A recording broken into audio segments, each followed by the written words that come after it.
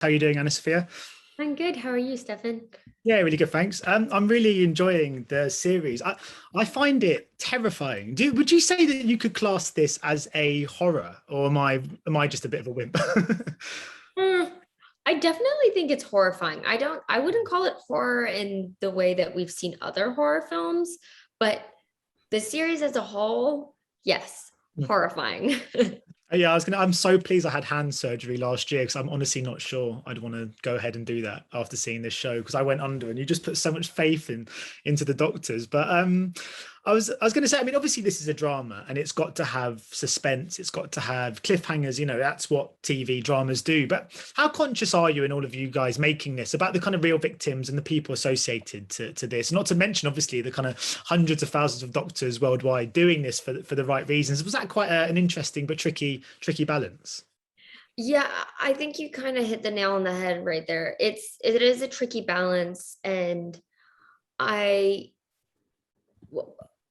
it was always a weird, I wouldn't call it weird. It was sobering thinking about the real people and how they're still struggling, how they're still in pain. Jerry Summers, played by Dominic Burgess, his character, or he passed away while we were filming. So there was always this sense of, wow, we're representing this real story, and we hope that people um, we hope, obviously, we do our jobs to the best of our abilities and we're telling the story well and that people enjoy the ride and they're entertained. But the larger story is, it's about holding systems accountable and making sure that the healthcare system there's more oversight. Because I think that's the great mystery of the show, right? It's like, how did he get away with it? Why did nobody stop him? Oh, it was two doctors putting their career on the line that stopped him, and a young ADA who just made it her job to like get this guy in jail. It wasn't, the medical system had nothing to gain by punishing him. So I've lost my train of thought, but it's a it's a wacky story. It still baffles me. I mean, obviously, you mentioned that the real people, and you're based on a real person. Do you meet or speak to the real Michelle in the kind of when sort of preparing to take on this character in this role? I was able to speak with Michelle. We were supposed to meet in person, but obviously COVID interrupted those plans. But I emailed her and we had a FaceTime conversation that was really informative and based. When you meet somebody and you're given access to personal questions and her what her experience was like on the case and how she felt the whole way through, it was really helpful in determining the spirit that I brought to the character. And I really wanted to, I am so in awe of her and so admire her tenacity and her grace too. She really isn't, she's sort of unshakable, like nothing really surprises her, and she is very chipper. Hmm. Yeah, because I was going to say, I mean, it must be interesting. I guess this is what makes kind of your profession so interesting, is to kind of humanize a profession, and being a prosecutor that kind of seems so diligent, so formal, so fierce, but behind every prosecutor, lawyer, and doctor are flawed, vulnerable human beings. Is that one of the kind of joys in what you do, is kind of getting in behind the kind of facade of a person and really understanding how their sort of heart beats? Very much so. It's really, I love playing real people because it's always scary because they're going to watch it. Mhm. But then at the same time, it just gives such a deeper flavor of who this person is and why they are who they are. And I think with Michelle, with this role in particular, it was a lot of fun because I just got to be a lawyer. It's not like I had a life outside. You just see me in an office and on a basketball court, but learn to shoot hoops. Um, but really, it's just this character doing their job and all of their focus.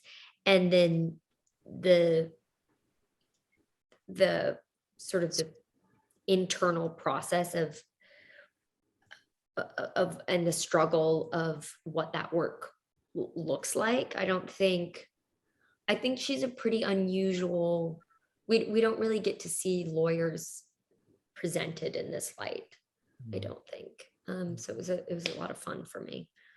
Yeah, you mentioned the kind of nerves of playing someone and sort of knowing that they're going to watch it. Have you sought her thoughts of? Has she seen it? And have you? That must be quite nerve-wracking as well to sort of find out what she makes of the show and of your portrayal. Yeah, she texted me the day it came out, and just to congratulate me. But she hadn't seen it because she said she was in trial the whole day, and she just had a baby. So to be honest, I don't know if she's seen the whole show. I think she's busy still doing her job, still fighting for victims, which is what I admire about her. And obviously, it's not just about learning the kind of jargon and what it means to work in that industry, but you sort of touched upon it just before, but doing a bit of basketball training. Have you kept that up afterwards? Because you look really good in this series. Thank you. I worked my ass off.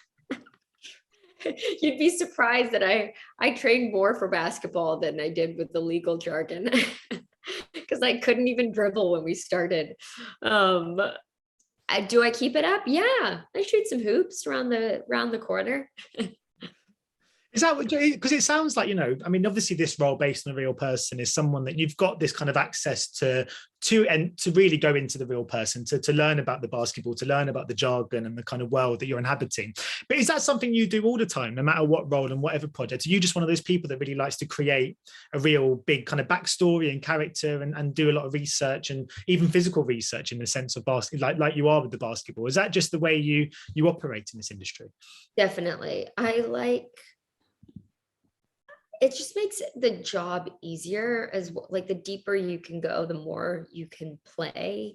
I think when you're on set and sort of become that person, where if you're making just like physical choices or even a new way of delivering a line, I think the further you go into who this full 360, the fullness of this person in 360 degrees is, it's just easier to know as much as possible and do as much research as possible. I would have loved to have gone to the courtroom. It was COVID, so I wasn't able to. And I did a little bit in college. I took a course. So I had been in one of those environments before. So I watched lawyers and whatnot. But I think viewers can tell too. They can tell if you're just pretending up there. I think the more real it feels and thoughtful and sort of where it can just sit in the back of your head. So when you're there and present on the day, you're not thinking about, oh, what would she do? It's just natural. It's sort of a natural transition of thoughts, I guess. Sorry, I'm mumbling now. No, I was going to ask about sort of coming up. Rebel Ridge looks really great. How do you fit into that sort of story? And I was also going to ask if you got the chance to do any scenes with James Cromwell, because I just absolutely love that man. I felt like when I was a kid, he was like a really great old actor, and he's still smashing it even today. I know, he's so incredible. We're pen pals now. So we had to stop production on that one, but we're coming back in March. And I don't think I can really say that much about it. It seems like they haven't really revealed that much about the storyline. But all I can say is that it does deal with another problematic system in a small town. And that's as much as I'm going to say. Well, my final question I was going to ask, just sort of following on from mentioning James Cromwell, I mean, because he's sort of, he's into his 80s now, and this is a profession you don't technically ever have to retire from. I mean, Harry Dean Stanton went until his sort of mid-90s. You can just kind of keep going while you're feeling happy and healthy, and if the roles are good enough. Could you see yourself sort of working into your 80s? Are you someone that feels like you could do this for the rest of your life? Yeah, I do. That's what I love about it. It never gets old. It's so exciting. It's like every time, I think I realized, especially on this job, how much I love this business. As weird as it is, and it is weird. It's a weird industry. It doesn't make a lot of sense to people outside of it. There's so many great people and so many different stories, and it's just new every time. It's like you get a script and, oh, I get to be a lawyer. Oh, I get to be this real person who basically for the first time prosecuted a doctor for what he did in a surgical room.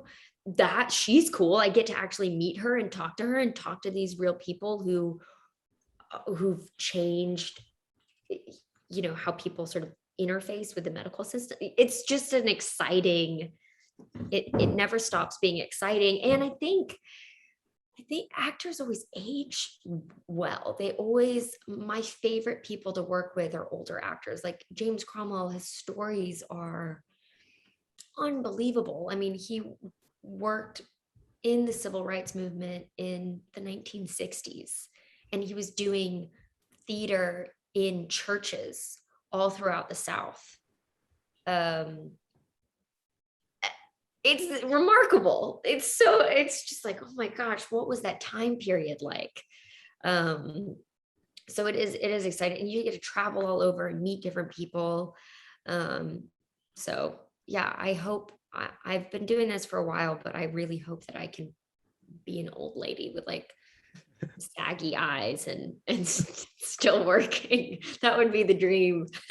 Hopefully even then I'll be able to interview and I'll be equally as kind of saggy-eyed. Anyway, thank you so much for your time today. Best of luck with the releases and stuff of your future projects, and I'll speak to you soon one day, I'm sure. Thanks, sounds good, Stefan. Ladies and gentlemen, you're watching Hey You Guys! Hey You Guys, huh? Hey, you guys. Is that from the Goonies? It is indeed, yes. Nice. Hey!